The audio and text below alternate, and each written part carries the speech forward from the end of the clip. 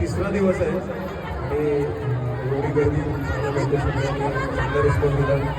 तर ह्या गर्दी जमवण्यापाठचा एकच व्यक्ती आहे आणि गेली 12 वर्ष सतत एकच ध्यास की तुमचं मनोरंजन झालं पाहिजे उमेदवारांच्या सर्व नाट्य रसिकांचं.